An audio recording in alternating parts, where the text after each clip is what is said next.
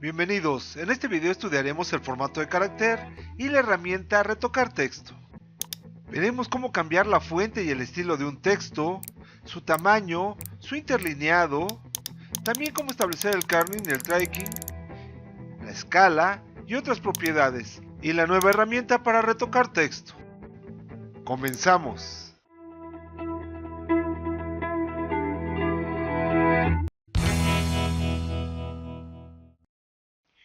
Veamos las características de formato que podemos aplicarle a un texto. Para ello, comencemos escribiendo un texto rápido, muy rápido.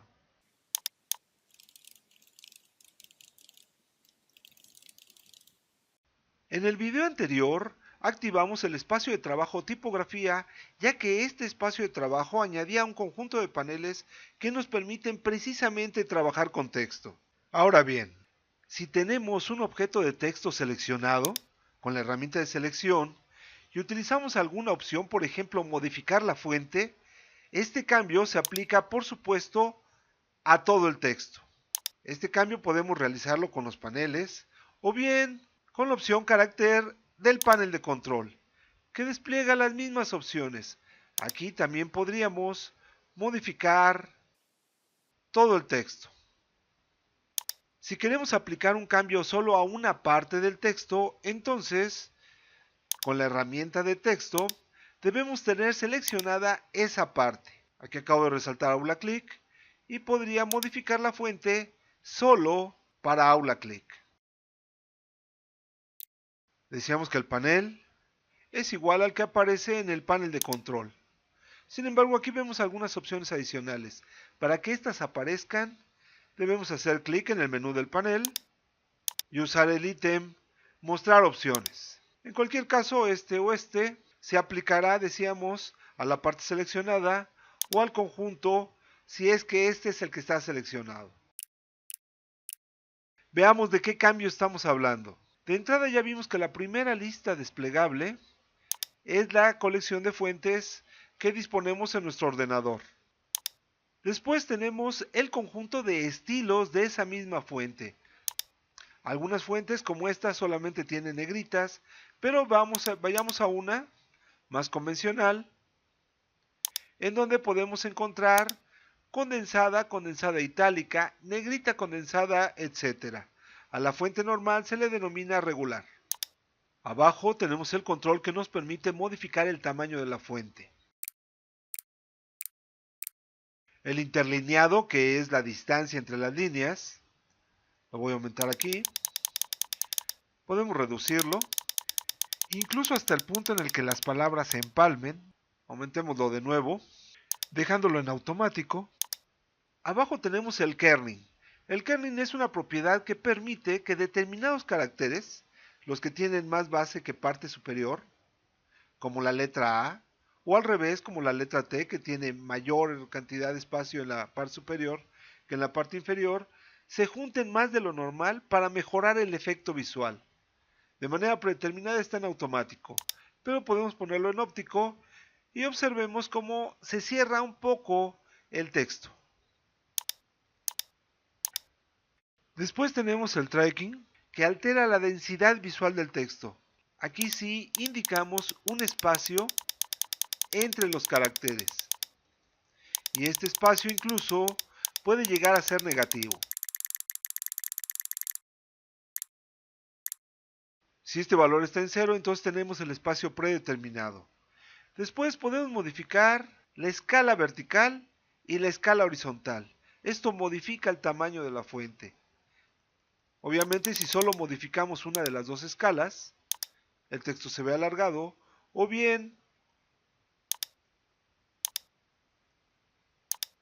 podemos modificar su ancho.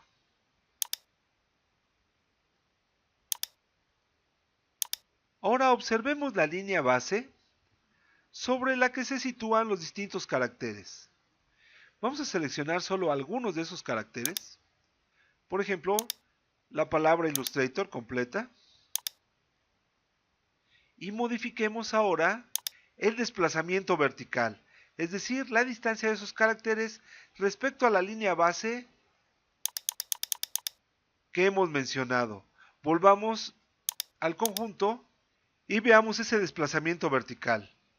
Los caracteres también podemos rotarlos. De nuevo voy a seleccionar algunos y demos de una rotación apenas de unos 10 grados. Finalmente, las opciones inferiores convierten todo en mayúsculas, aquí solo lo seleccionado.